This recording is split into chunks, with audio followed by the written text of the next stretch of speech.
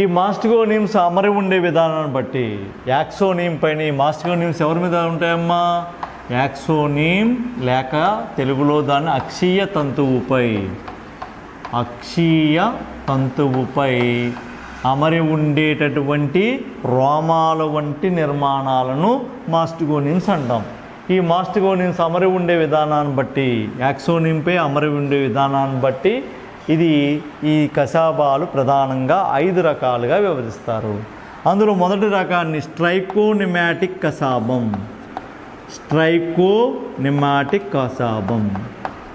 రెండో దాన్ని పాంటోనిమాటిక్ అంటారు. మూడో దాన్ని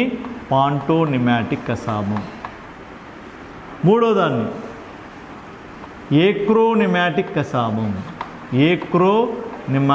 కశాబం. నాలుగో దాన్ని పాంటోక్రోనిమాటిక్ అంటాం.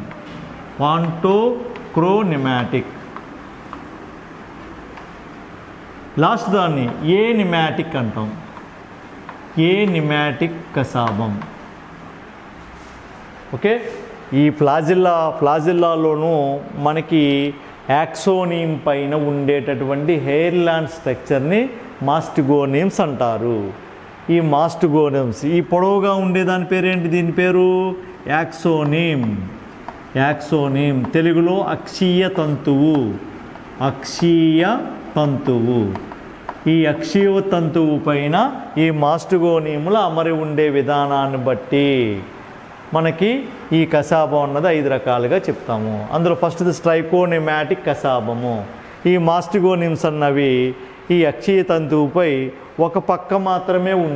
ఒకవైపు మాత్రమే ఉంటే అటువంటి కశాబాన్ని స్ట్రైకోనిమాటిక్ కశాబము అని పిలుస్తారు. స్ట్రైకోనిమాటిక్ కశాబం. దీనికి ఎగ్జాంపుల్ ఏంటంటే యుగ్లీనా. రెండోది పాంటోనిమాటిక్ కశాబము. అక్షీయ తంతువుకి ఇరుప్రక్కల 2 వైపులా కూడా మాస్టిగోనిమ్స్ అమరి ఉంటే అటువంటి కశాబాన్ని పాంటోనిమాటిక్ కశాబము అంటారు. దీనికి ఎగ్జాంపుల్ పారానీమా. ఓకే, మూడోది యాక్రోనిమాటిక్. ఇక్కడ ఎటువంటి మాస్టిగోనిమ్స్ లేవు. పైవెచ్చు అక్షీయ తంతువు యొక్క చివరి భాగం పైన చివరి అంచు భాగాల్లో ఎటువంటి తొడుగు ఉండదు. ఓపెన్గా ఉంటాయి, బహిరంగంగా ఉంటాయి చివరి అంచె భాగాలు. యాక్సోనీమ్ లేదా అక్షీయ తంతువు యొక్క అంత్య భాగాలు ఎటువంటి ఆచ్ఛాదన పొర లేకుండా ఓపెన్గా బహిర్గతంగా ఉంటాయి. దీనిపైన ఎటువంటి మాస్టిగోనిములు లేవు. ఇటువంటి కశాబాన్ని యాక్రోనిమాటిక్ కశాబము అంటారు. దీనికి మంచి ఎగ్జాంపుల్ క్లామిడోమోనస్.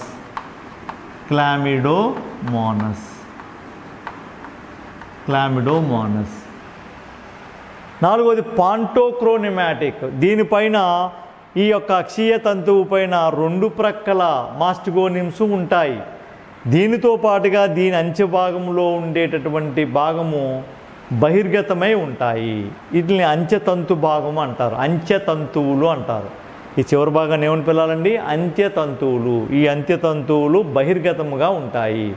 మాస్టిగోనిమ్స్ ఉన్నాయి, అంచెతంతు భాగం 2 ఉన్నాయి. అందుచేత దాన్ని ఏమంటారంటే పాంటోక్రోనిమాటిక్ అంటాం. దీనికి మంచి ఎగ్జాంపుల్ ఏంటంటే అర్సియోలస్.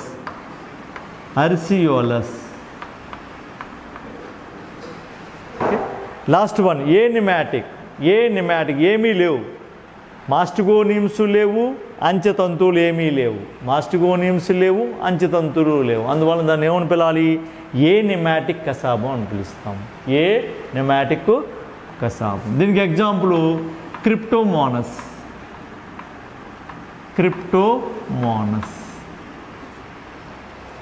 ఓకే, క్రిప్టోమోనస్. ఈ విధంగా కశాబంపై అమరి ఉండే మాస్టిగోనిముల ఆధారంగా కశాబం అన్నది 5 రకాలుగా విభజిస్తారు. అందులో స్ట్రైకోనిమాటిక్ కశాబం యొక్క అక్షీయ తంతువుపై ఒక పక్క మాత్రమే మాస్టిగోనిములు ఉంటే దాన్ని స్ట్రైకోనిమాటిక్ కశాబం అంటారు. 2 వైపులా అక్షీయ తంతువుపై 2 ప్రక్కలా కూడా మాస్టిగోనిములు అమరి ఉంటే దాన్ని పాంటానిమాటిక్ అంటారు. యాక్రోనిమాటిక్ అంటే ఎటువంటి మాస్టిగోనిములు ఉండవు, పైపెచ్చు దీని యొక్క చివరి అంచె భాగం ఓపెన్గా బహిర్గతమై ఉంటుంది. ఇటువంటి కసాబాన్ని మనము ఎక్రోనిమాటిక్ అంటాము. దానికి ఎగ్జాంపుల్ క్లామిడోమోనస్. రెండు పాంటోక్రోనిమాటిక్ అంటే ఈ యొక్క అక్షీయ తంతువు పైన మాస్టిగోనియములు ఉంటాయి, అంచె భాగం ఓపెన్గా కూడా ఉంటుంది. ఇటువంటి దాన్ని పాంటోక్రోనిమాటిక్ కసాబం అంటాము. నెక్స్ట్ ఏనిమాటిక్, ఎటువంటి మాస్టిగోనియములు లేవు మరియు అంచె భాగం అన్నది కూడా లేదు, అంచె భాగం ఓపెన్గా అన్నది కూడా లేదు కాబట్టి ఇటువంటి కసాబాన్ని మనము ఏనిమాటిక్ కసాబం అని పిలుస్తూ ఉంటాము. దీనికి మంచి ఎగ్జాంపుల్ క్రిప్టోమోనస్గా మనం చెప్తాము. ఓకే, తర్వాత మరి కసాబాలు ఏం చేస్తాయి? సంఖ్య. కసాబాలు ఎలా ఉంటాయి? మనం కసాబం యొక్క నిర్మాణం చెప్పుకున్నాం. కసాబాల సంఖ్య, నీట్ ఎగ్జామినేషన్లో ఈ కసాబాల సంఖ్య మీద కూడా బిట్లు అడుగుతున్నాడండి. కసాబాల సంఖ్య ఆధారంగా కసాబాల సంఖ్య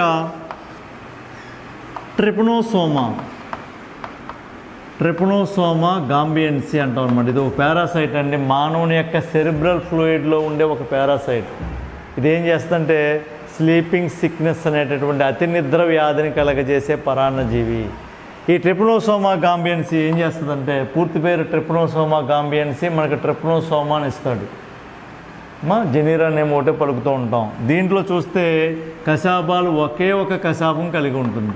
కసాబాల సంఖ్య ఒక కసాబాను మాత్రమే కలిగి ఉంటుంది. యుగ్లీనాలో చూసామనుకోండి, యుగ్లీనాలో 2 కసాబాలు ఉంటాయి, ఒక కసాబం.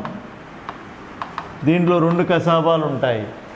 అదేవిధంగా వెజనైలిస్, ట్రైకోమోనస్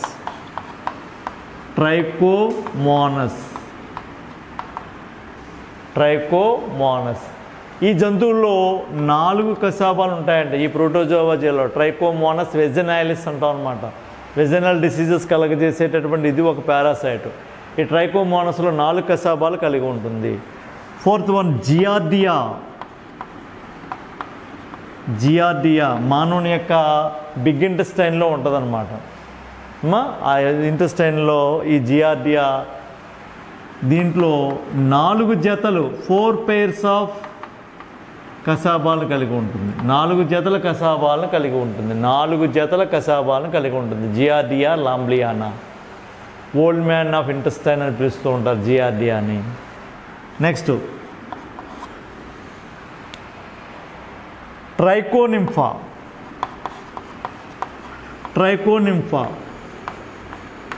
దీంట్లో అనేకమైన కసాబాలు ఉంటాయట, అనేక కసాబాలను కలిగి ఉంటాయి. ఈ కసాబాల నెంబర్ ఆధారంగా నీట్ ఎగ్జామినేషన్లో క్వశ్చన్లు ఉంటున్నాయి కాబట్టి వీటి నెంబర్ని గుర్తుపెట్టుకోవాలి. ఈ ట్రైకోనింఫా అన్న సాధారణంగా చెదపురుగు యొక్క శరీరం లోపల పరాన్నజీవిగా ఉంటుంది. చెదపురుగులు ఉంటాయి కదండి, ఆ చెదపురుగు లోపల భాగంలో ఉండేటటువంటి ఒక ప్రోటోజోవా పారాసైట్ అనమాట. ఆ పారాసైట్లో చాలా కసాబాలు కలిగి ఉంటాయంట. ఒకే కసాబు ఉన్నదానికి ట్రిపనోసోమా చెప్తాము, 2 యుగ్లీనాగా చెప్తాము, 4 కసాబాలు ఉన్నదానికి ట్రైకోమోనస్ చెప్తాము, 4 జతలు ఉన్నదానికి జియార్డియా అని చెప్తాము. నెక్స్ట్ ట్రైకోనింఫాలో ఉన్న అనేక కసాబాల సంఖ్య ఆధారంగా మనకి చెప్పడం జరుగుతుంది. దీని తర్వాత మన చలనాంగాల ఆధారంగా ఇప్పటికి మనము సూడోపోడియా మిథ్యాపాదాల గురించి చెప్పుకున్నాము, కసాబము ఫ్లాజిల్లా గురించి చెప్పుకుంటున్నాం. తర్వాత సైలికలు సీలియా గురించి చూసాం. సైలికలు 3rd వన్, సైలికలు సీలియా.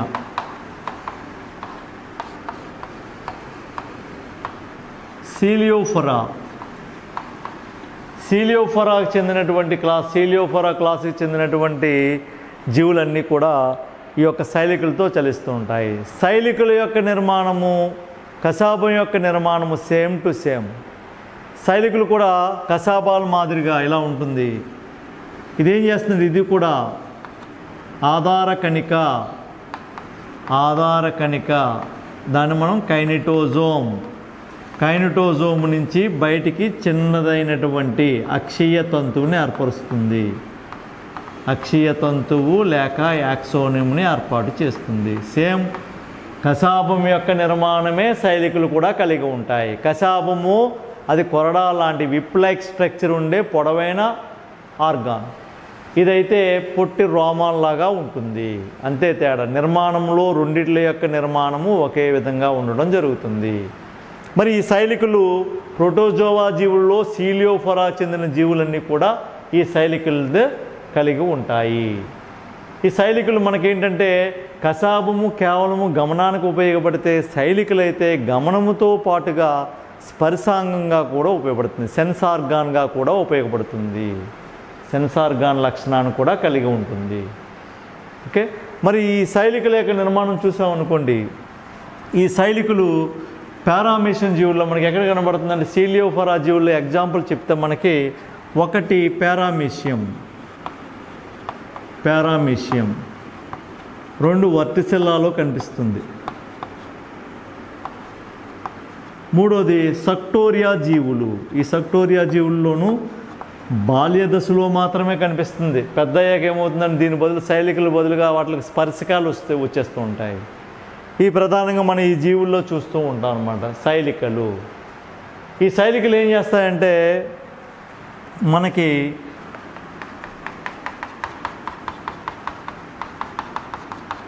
ఇది పారామీషియన్ జీవి, పారామీషియం. ఈ పారామీషియం యొక్క శరీరం అంతా కూడా ఇలా శైలికలు అమరి ఉంటాయి, శైలికలన్నీ కూడా అమరి ఉంటాయి. ఈ శైలికల గురించి చెప్పేటప్పుడు మనం ఒక పదం నేర్చుకోవాలి ఇక్కడ, కైనిటీ. కైనిటీ ఏమిటి?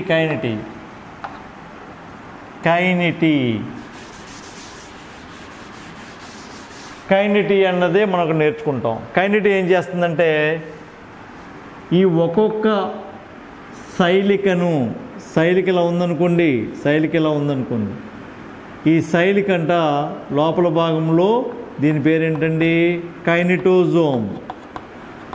కైనిటోజోమ్ లేదా దీన్ని ఆధార కణిక అంటాం. ఈ ఆధార కణిక నుంచి ఈ శైలిక ఇలా పుడుతుంది. ఈ కైనిటోజోమ్ లోపల భాగంలోనంట ఒక అడ్డు వరుసగా ఉండే ఒక నాళిక ఉంటుందంట. దీన్ని కైనోడెస్మల్ తంతువు అంటారు. కైనోడెస్మల్ తంతువు. ఈ తంతువులంట ఒక పొడవైనటువంటి లోపల భాగంలో ఒక నిలువుగా ఉండేటటువంటి ఒక సన్నటి నాళిక అతుక్కుంటుందంట. దీని పేరు కైనిటోడెస్మిటా. మూడు భాగాలు వచ్చినాయి. ఇది ఒకటి కైనిటోజోమ్. శైలిక యొక్క ఆధార భాగాన్ని కైనిటోజోమ్ అంటాం. కైనిటోజోమ్ లోపలికి అతుక్కుని ఉండే తంతువును కైనోడెస్మల్ తంతువు అంటారు. ఈ తంతువు నిలువైన నాళికకి అతుక్కుని ఉంటుంది, దాన్ని కైనటోడెస్మిటా అంటారు. ఇది ఒకటి అనుకోండి, ఇది రెండు అనుకోండి, ఇది మూడు అనుకోండి. ఈ మూడిటిని ఒక ప్రమాణంగా చెప్తారు, ఒక యూనిట్గా చెప్తారు. ఆ యూనిట్నే మనం కైనిటీ అని పిలుస్తారు. కైనిటీ అంటే కైనటోజోము మరియు అడ్డుగా ఉండే కైనటోడెస్మల్ తంతువులు, నిలువుగా ఉండే కైనటోడెస్మల్తో కలిసి ఒక ప్రమాణం యూనిట్గా ఏర్పడుతుంది. ఆ యూనిట్ని మనం కైనిటీ అంటారు. ఆ కైనిటీ విలువ చెప్తాను. కైనిటీ ఎందుకు ఉపయోగపడుతుందో మనం చూద్దాం. కైనిటీ అన్నది మనకి ఐపీలో 2 మార్క్స్ క్వశ్చన్లు అడుగుతూ ఉంటాడు. ఏం చెప్తామంటే శైలికల యొక్క ఆధారంలో ఉండే కైనటోజోము, దాని లోపల ఉండే కైనటోడెస్మల్ తంతువులు, నిలువుగా ఉండే కైనటోడెస్మిటాతో కలిసి ఒక ప్రమాణంగా ఒక యూనిట్గా ఏర్పడుతుంది. ఆ యూనిట్ని మనం కైనిటీ అంటాం. ఈ కైనిటీ ఎందుకు ఉపయోగపడుతుందో చూద్దాం. ఈ కైనటోడెస్మల్ తంతువులు ఏం చేస్తాయంటే ఇక్కడ ఉండే ఈ కైనటోడెస్మల్ తంతువులన్నీ కూడా లోపల భాగంలో ఉండే ఈ కైనటోడెస్మల్ తంతువులన్నీ కూడా అన్నీ కలిసి ఇలా ఒక పొడవైనటువంటి ఒక సర్క్యూట్గా ఏర్పడి ఇది ఈ భాగాన్ని ఏమంటారంటే కణముఖ భాగము లేదా కణగ్రసిని ప్రాంతం కూడా అనొచ్చు. కణముఖ భాగము అంటారు. ఈ కణముఖ భాగంలో ఒక అవయవం ఉంటుందంట. ఆ అవయవం పేరు మెటోరియం. ఆ మెటోరియం కంట ఈ యొక్క కైనటోడెస్మిటాల నుంచి అన్ని కైనటోడెస్మిటాలు కలిసి ఈ నాళిక వచ్చి ఈ మెటోరియంకి కలపబడుతుందంట. ఈ మెటోరియం కలపబడే అర్థం ఏంటంటే ఈ మెటోరియము పంపించే సంకేతాలన్నీ కూడా ఈ కైనటోడెస్మల్ తంతువుల ద్వారా ప్రతి శైలికకు అందుతుంది. అంటే అర్థం ఏంటంటే మనము ఒక కరెంటు వైర్ని స్విచ్తో పోల్చవచ్చు. ఇక్కడ మెటోరియం అనే స్విచ్ దగ్గర వేసామంటే ఆ సమాచారము ఈ కైనటోడెస్మల్ తంతువుల ద్వారా అన్ని శైలికలకి అందుతున్నాయి. దీన్ని ఒక మోటార్ యూనిట్గా చెప్తారు, చాలక ప్రమాణంగా చెప్తారు.